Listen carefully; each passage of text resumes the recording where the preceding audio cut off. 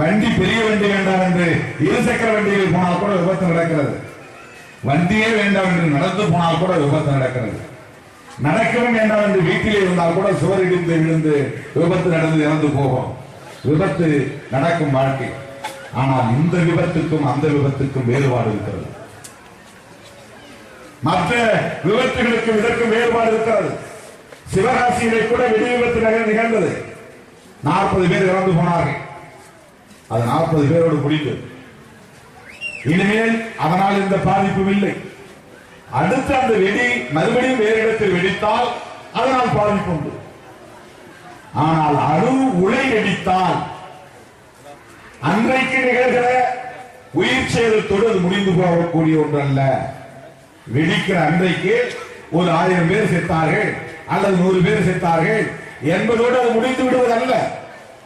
அதன் பிறகு பல தலைமுறைகள் நம்முடைய சந்ததியினர் பாதிக்கப்படுவார்கள். அடிவயிற்றிலே வளர்கிற சிசு கை இல்லாமல் பிறக்கும், கால் இல்லாமல் பிறக்கும், மூக்கு இல்லாமல் பிறக்கும், மூளை வளர்ச்சி இல்லாமல் பிறக்கும்.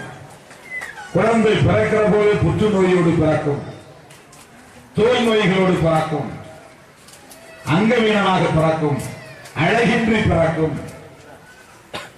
அப்படிப்பட்ட பாதிப்புகளை அந்த விபத்து உருவாக்கும் என்பதுதான் வரலாற்றின் பதிவுகள். ஜப்பானும் ஜெர்மனும் பேரரசுகள்தான், வல்லரசுகள்தான். பணக்காரன் மேலும் பணக்காரனாக வேண்டும் என்றுதான் ஆசைப்படுவான். வல்லரசு மேலும் வல்லரசாக வேண்டும் என்றுதான் ஆசைப்படும். அணு உலை இயக்குவதனால் வல்லரசாக முடியும் என்று நம்பினால் ஏன் ஜப்பானும் ஜெர்மனும் இந்த முடிவை எடுத்திருக்கின்றன? என்ன முடிவு எடுத்திருக்கிறார்கள்?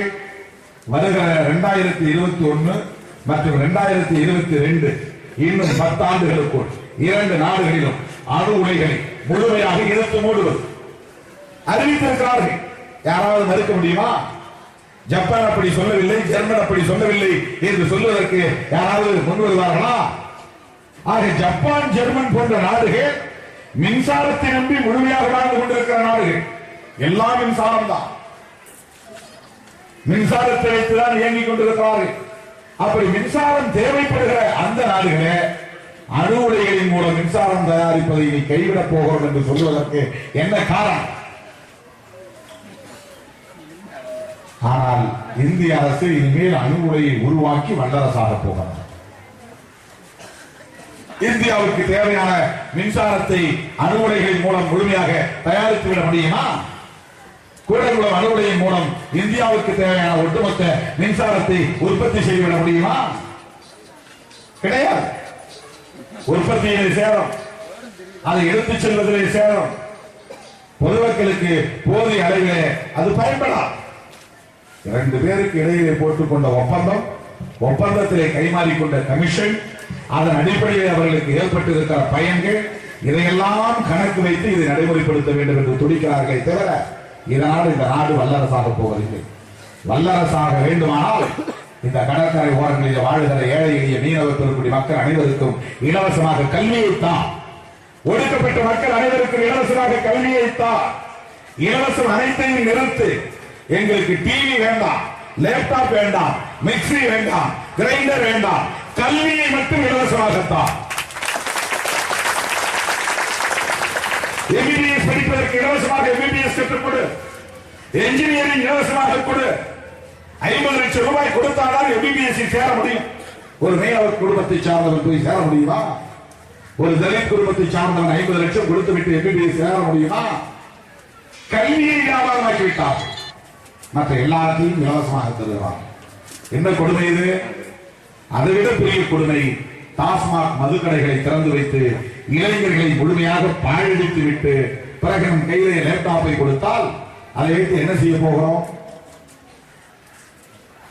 18,000 கடைகள், அதில் வருகிற லாபத்தை வைத்து இலவச திட்டங்கள் நடத்துகிறார்கள், அரசாங்கத்தில் நடத்துகிறார்கள்.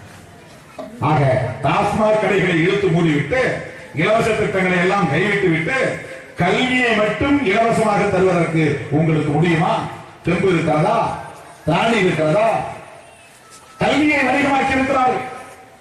ஒரு கடைக்கு போனா கோழிக்கறி சூப்பு இவ்வளவு என்று விலை போட்டிருப்பதை போல ஆட்டுக்கால் சூப்பு இவ்வளவு விலை என்று போட்டிருப்பதை போல, ஆம்லெட் இவ்வளவு விலை என்று போட்டிருப்பதை போல, MBBS 50 லட்சம், என்ஜினியரிங் 10 லட்சம் என்று விலை போட்டு விற்பனை செய்கிறார்.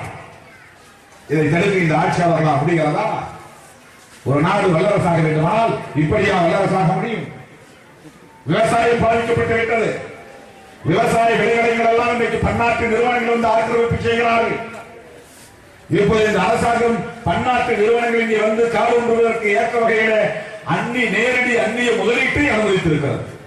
நேரடி அந்நிய முதலீடு என்றால் என்ன தெரியுமா?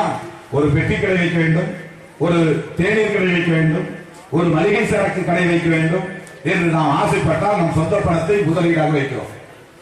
ஒரு 1 லட்சம் போதும், ஒரு 2 லட்சம் போதும், ஒரு 5 லட்சம், 10 லட்சம் என்றால் வங்கியில் போய் கடன் வாங்குகிறோம் அல்லது தனியார் பைனான்சில் போய் கடன் வாங்குகிறோம். அப்படி முதலீடு வைத்துதான் வியாபாரத்தை தொடங்குகிறோம். பெரிய பெரிய தொழில்களுக்கு கோடிக்கணக்கில் பணம் தேவை.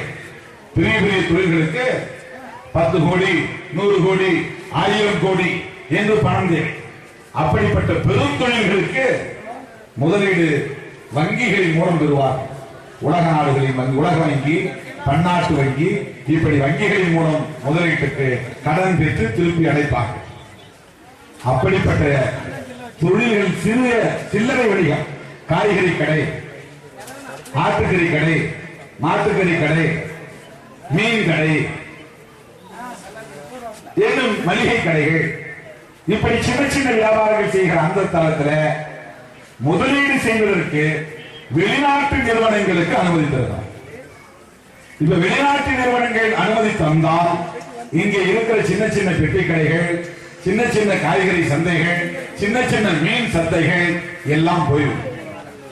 பெரிய பெரிய மால் வந்துவிடும். மால் நீங்க வெளிநாட்டுக்கு போய் பார்த்திருந்தால் தெரியும். மால்களுக்குள்ளே நுழைந்தால் உள்ளே போய் வெளியே வந்தால் A to Z எல்லாம் கிடைக்கும். அங்க போய் வண்டியை தள்ளிட்டு போய் ஒன்னொன்னா எடுத்து வண்டியில போடணும். வெளியே வந்தா கம்ப்யூட்டர்ல வந்து பில் வந்துடும். அங்க போய் பேரம் பேசி எடுக்க முடியாது. கத்திரிக்காய் எவ்வளவு அப்படின்னு கேட்டு ஒரு 8 குறைச்சு கொடு, மீன் எவ்வளவு கேட்டு ஒரு 10 காசு குறைச்சு கொடு அப்படின்லாம் கேட்கிற வியாபாரமே கிடையாது. நேரடி அந்நிய முதலீடு வந்து விட்டால் இங்கே விற்பனையாகிற வியாபாரமாகிற அனைத்திலும் அவனுக்கு லாபம் போகிறது. அவனுக்கு ஒரு சதவீதம் லாபம். வெளிநாட்டு நிறுவனங்கள் இங்கே வந்து முதலீடு போட போகிறான் சில்லறை வணிகத்தில். அதன் மூலம் நிலங்களை ஆக்கிரமிப்பு ஏற்கனவே செய்து கொண்டிருக்கிறார்கள். அதை பற்றி இந்த நாட்டில் உள்ளவர்களுக்கு கவலை இல்லை. குடியிருக்கிற மனைப்பட்டாக்கள் எல்லாம் இன்றைக்கு பறிபோய் கொண்டிருக்கின்றன. விவசாய விளைநிலங்கள் எல்லாம் பறிபோய் கொண்டிருக்கின்றன.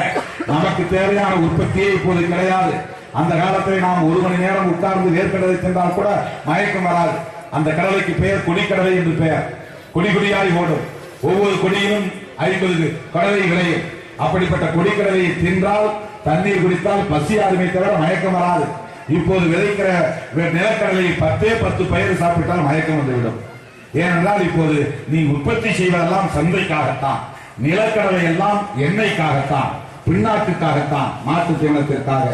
ஆகவே நிலக்கடலை என்பது மனிதன் தின்பதற்காக அல்ல. கம்பு இருக்கிறதா, சோளம் இருக்கிறதா, கேழ்வரகு இருக்கிறதா, நாம் விரும்புகிற அவரை நமக்கு கிடைக்கிறதா, கொள்ளு கிடைக்கிறதா, பயிர் வகைகள் இருக்கிறதா, அவனுக்கு என்ன தேவையோ அதை வியாபாரம் செய்ய சொல்கிறான், விவசாயம் செய்ய சொல்லுகிறான். சந்தைக்கு தேவையான மக்காச்சோளம் தேவை, விதைக்க சொல்கிறான். பருத்தி தேவை, விதைக்க சொல்கிறான். மொலாசஸ் தேவை, கரும்பு பயிரிட சொல்கிறான். இன்னும் அவனுக்கு என்ன தேவையோ அதை விவசாயம் செய்ய சொல்லுகிறான். அதற்கு மானியம் தருகிறான். ஒட்டுமொத்தத்தில் நம்முடைய சுயம் இழந்து போகக்கூடிய நிலையிலே இந்தியா எப்படி வல்லரசாகும்? இந்தியாவை வல்லரசாக்குவதற்கு மின்சாரம் தேவையா? மின்சாரத்துக்கு அணு உலை தேவையா? அணு உலைக்கு கூடங்குளம் தேவையா? அப்படி மின்சாரம் தேவை என்று சொன்னால் இந்த அணு உலையை ஏன் புதுதில்லியில் போய் வைத்துக் கொள்ளலாமே, அல்லது தலைவர்கள் வசிக்கிற கிராம நகர்ப்புறங்களிலே வைத்துக் கொள்ளலாமே. கடற்கரை ஓரம் தான் வேண்டும் என்றால் எத்தனையோ கடற்கரை ஓரங்கள் இருக்கின்றன. அப்படி பாதுகாப்பான இடம் கங்கை ஓரத்தில் வைத்துக் கொள்ளலாமே. இது உள்நோக்கம் இருக்கிறது, ஏகாதிபத்திய தலையீடு இருக்கிறது, வல்லரசுகளுடைய ஆதிக்கம் இருக்கிறது. அதற்கு நம் நாட்டு அரசியல்வாதிகள் இணங்கி போகிறார்கள், அதற்கு தலைவணங்கி போகிறார்கள். இந்த நிலையில் கூடங்குளத்து வட்டாரத்து மக்களை பாதுகாப்பது மட்டுமல்ல, கூடங்குளம் எரி அணு உலையிலிருந்து வெளியேறுகிற கழிவு நீரால் மீன்வளம் பாதிக்கப்படும். ஆகவே அதை எதிர்க்கிறோம் என்பதால் மட்டுமல்ல, இந்த பகுதியில் வாழ்கிற அடுத்த சந்ததியினர் பாதிக்கப்படுவார்கள் என்பது மட்டுமல்ல, ஒட்டுமொத்தத்தில் உலகில் அணு ஆயுதங்கள் கூடாது, அந்த அணு ஆயுத பரவலை தடுக்க வேண்டும், அதற்கு இப்படிப்பட்ட அணு உலைகளை எதிர்த்தாக வேண்டும் என்ற அரசியலும் என்ற ஒரு மகத்தான மனிதநேய கொள்கையும் இதற்குள்ளே அடங்கியிருக்கிறது. இது ஒரு மனிதநேய கொள்கை. மனிதர்களை பாதுகாக்க வேண்டும். எந்த மண்ணில் இருந்தால் என்ன, கூடங்குளத்திலிருந்து விரட்டிவிட்டு போய் நாம் இரண்டாவது வைத்தால் நல்லது என்று எண்ணுகிற நிலையை நாம் சொல்லவில்லை. இந்தியாவில் இயங்குகிற 10 அணு உலைகளையும் மூட வேண்டும் என்று சொல்லுகிறோம். இந்திய மக்களை காப்பாற்ற வேண்டும் என்று சொல்லுகிறோம்.